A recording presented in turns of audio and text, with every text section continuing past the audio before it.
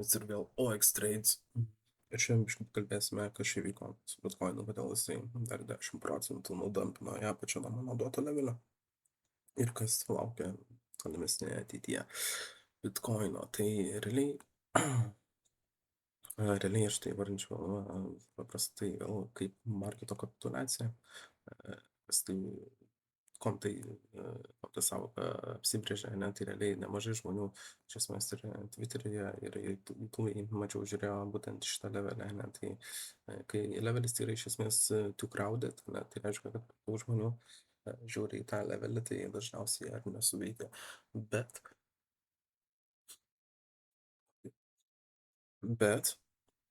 jeigu jūs, pavyzdžiui, būtumėt buvę mano Discord'e, tai jūs būtumėt pastebėję, ne, ta prasme, pavyzdžiui, žmogus rašo, sureaktino gražiai nuo daily levelio, ne, tai įsijungiam šitą nuotrauką, žmogus turėjo omeny šitą levelį, 66 584, jo matosi nebloga reakcija, bet aš uždėjau oranžinį markerį ant point of control, ne, 57 331.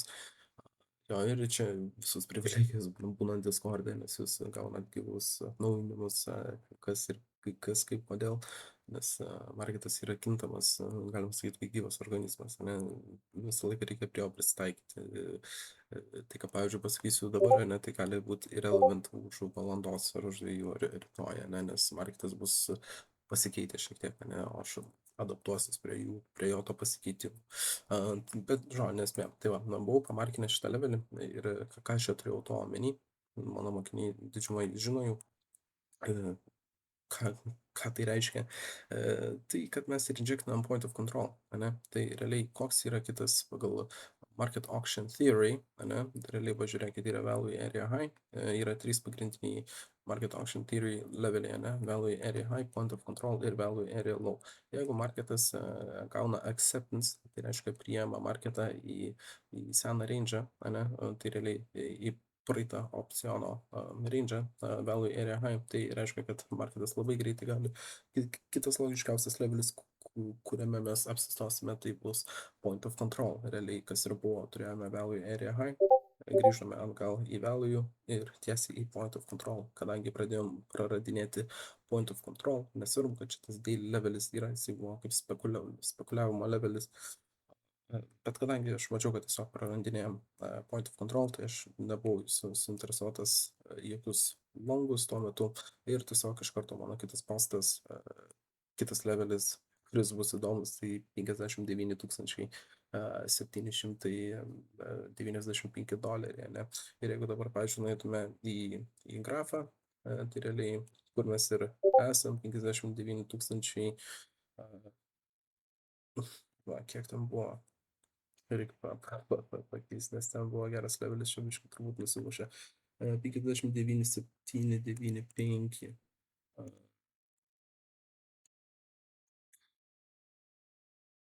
59 795. Jo, tai, nu tai va, realiai,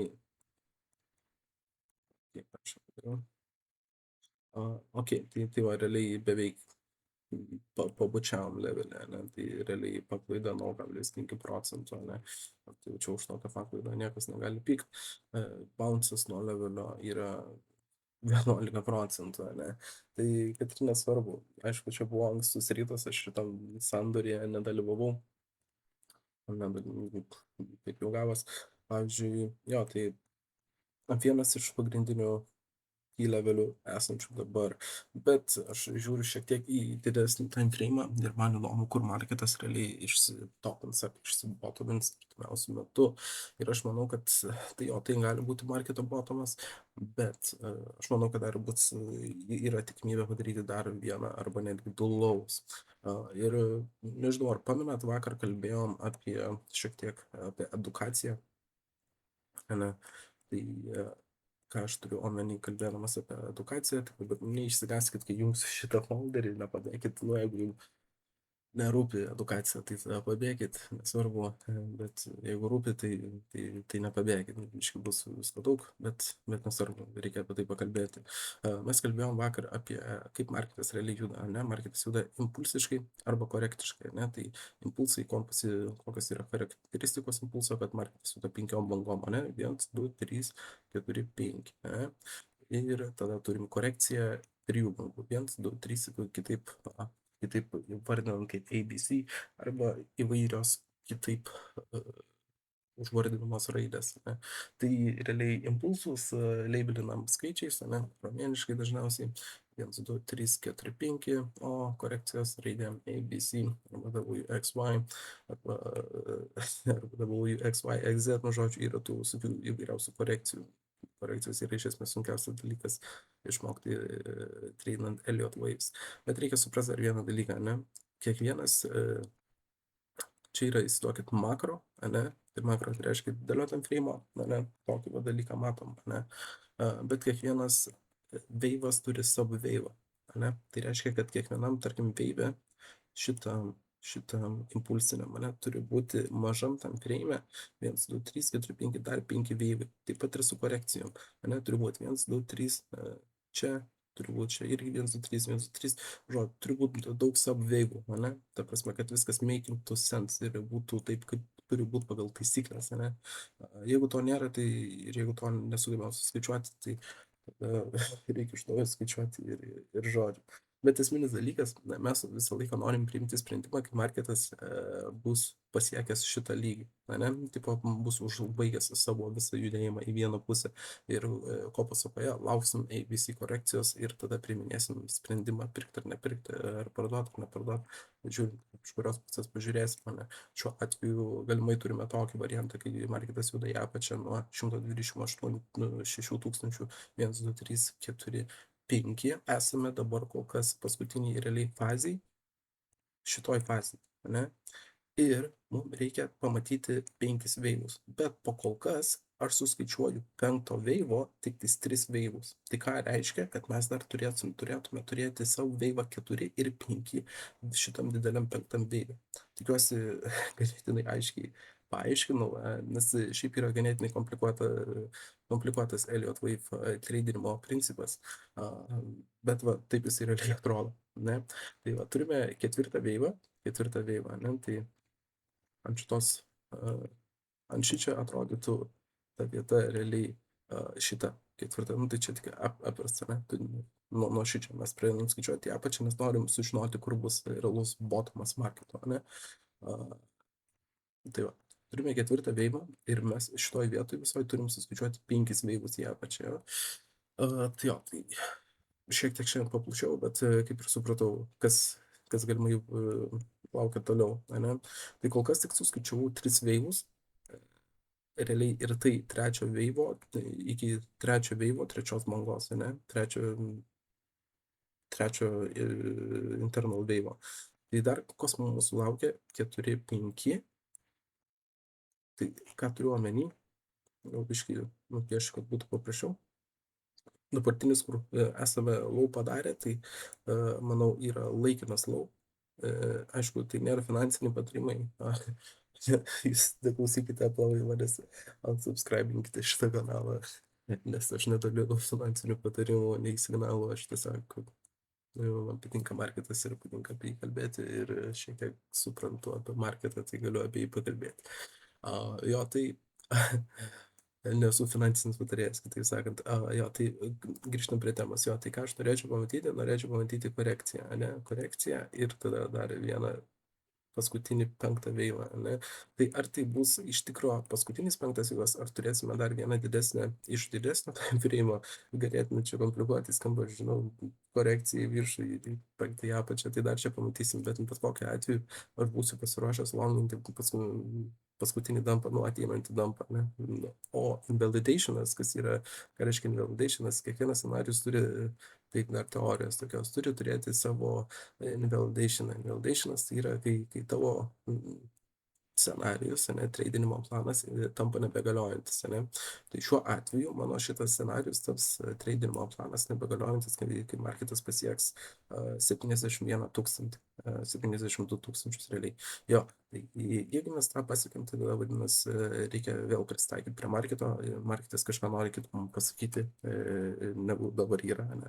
Tai jo, tai jeigu pasiekėm 72 tūkstančius, ane, tai tada jau šitas scenarijus tampa aplamai nebegaliojantis, ane. Ir mes žiūrėsim kažkokius kitus veivus galimai. Bet jo, esminis dalykas, sakau, norėtųsi pamatyti šitas, pavyzdžiui, dar geltonas toksai boksas, ane, tai va, aš jį pažymėsiu, jums tiesiog, kad aiškiau matytus.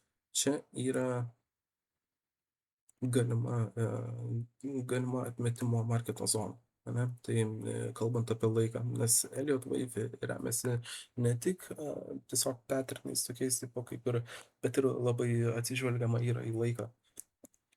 Kiek laiko užtrunka padaryti tam tikrus judesius, ane, ta prasme, nes viskas ir į simetriją, ir į laiką, į daug visokių tokių aspektų, ane, kuriuos reikia mokintis ir suprasti. Šiaip nepatariu niekam pradėti mokintis nuo Elliott Waves, nes tai yra ganėtinai, manau, jeigu viską tikrai labai gerai norit žinoti, tai be galo komplikuotas treidimo būdas, bet ir be galo daug atnešantis pelną, šiaip jeigu viską teisingai darai. Tai grįžtant prie temos, ane, tai norėčiau pamatyti šitą boksą. Kaip tik ateina savaitgalis, marketas galimai gali parinčinti, kas būtų labai gerai pamatyti šitam boksą kažkokią reakciją į apačią, ne, tarp šitų dviejų linijų, ne, geltonų, ne, ir pamatyti 5 veivų move down, ne, po kurio galimai įeisim į long, ne. Aišku, viską informuosiu Discord kanale, kaip ir visada, kaip ir pavyzdžiui šičia, galimai žmogus, mokinys norėjo longin, bet sakau, ne, ta prasme, nes, nu, kol mes nereklaiminam point of control, yra čia labai didelė tikimybė nukeliauti vėl į area low, ne, nu, tai ko pasakoja, tas ir įvyko, ne, tai realiai 10% dumpas, kaip ir patys matėte, ne, tai jo, tai galimai išgelbėjau šiek tiek jo pinigų, bet ne esmė. Esmė yra tame, kad reikia būti visą laiką, supraskite vieną dalyką, reikia adaptuotis visą laiką prie marketo, ką jis jums nori pasakyti, reikia mokėti skaityti. Tradingas yra iš tikrųjų ganėtinai labai sunkus darbas, tai profesija. Iš esmės, jeigu jūs ne tai, kad nesiūlau, šiaip labai ir pelninga ir biškai vargina kartais, kai reikia, ypač jeigu kripto treidinį, reikia ilgai būti, ta prasme, išlaukti kažkokių key-level, ne, ta prasme, būna ir, nežinau, 3 ryto turi įeiti į treidą, nes tą scenarijų planavai 3 savaitės ar mėnesį ir jisai įvyksta tau per Azijos rinką, ne, ta prasme, tai jo, tai tiesiog užsidėlė alertus ir tada lauki jo. Bet jo, ta prasme, jeigu norit daugiau susipažinti su treidinimu, ane, su rinkos analizėm, ane, tai jo, būtinai prašom, prisijungite į Discordą, prasme, kur nedalinami yra finansiniai patarimai. Ir jo, tikrai pasikalbėsime apie įvairiausias rinkas, apie stosius, futures, whatever, ane, ta prasme, nesvarbu. Tai visas marketas juda labai panašiai. Jo, tai nežinau, tai tikiuosi šiek tiek aiškiau yra, ne? Ta prasme, turime 1, 2, kol kas 3, ane, 4, 5 ir tada teoriškai dar norėčiau pamatyti 4 ir dar 5, bet ar šitą pamatysime dar vieną, tai žiūrėsime, nes šiaip tada bitkoino kaina bus jau labai žemai, bet kokiu atveju aš po kiekvieno lovo aš norėčiau pamatyti dar kokį didesnį pullbacką, ne, nu kaip ir minėjau vakar, realiai sentimentas nesikeičia, ne, ateis laikas tam pullbackui, ne. Nu, realiai, kuo žemiau krisim, tuo didesnis pullbackas bus, ne, kalbant apie procentus. Tai jo, tai nereikia bijoti, ne, tiesiog, nežinau, kol bitkoino marketas neduoda jokių scenarijų, ne, nu, aišku, čia irgi labai gaila, kad buvo per Asian Open irgi neįėjo į treidą, bet jo, vakar jau pradėjau juokautis, gal aš geriau eisiu futures toliau prekiaut, ar auksą kažkokį, ne, kur prasme, man buvau analizę pasidaręs. Irgi, o čia buvo key levelis, ne, buvo labai nice bounces, ne. Žodžiu, ir dar kitas dalykas, ane, manau, kaip ir baigiam apie techninius dalykus, jo, tai boksas bus labai įdomus, šiaip trys, jo, tai šito filmo kol kas nereikia, at the moment, tai jo, tai kol kas yra relative fibai, tai yra šitie, e, šitas visas boksas, realiai idealiausia būtų pamatyti šį čia apsisukimą šitam boksą, ne, tai ką reiškia, tai kad galim padaryti dar vieną low ir dar vieną high ir tada padaryti dampą, ne, iš 5 veivų. Nepamirškite, 5 veivai, sub veivai, ne. Tai jo, tai tiesiog. O dar ką norėjau, kam, kas aplamai treidina ir šiaip jau visiškai suprantu apie treidinimą, norėjau parodyti tokį visai įdomų dalyką pastaruoju metu, kurį testuoju. Tai yra bus naujas OX Fibas. Brandinis dalykas, ne, nu, pavyzdžiui, ne, nukolintas topas Ethereum naudojant FIBA, ne, žiūrint kitą, Bitcoinas, topas. Čia buvo žiauriausia vakarą, dar prieš miegą įmečiau šitą nuotrauką, galite pasižiūrėti šiandienos rezultatą, jo, va, ne, prieš lygiai tas pats įsijungiu šiandien čartą, tai biškį patys bum, po, ne. Tai jo, tai tokius dalykus gausite neužilgo Ox Trades Gold membership'e, kaip jau pilnas pamokas viską.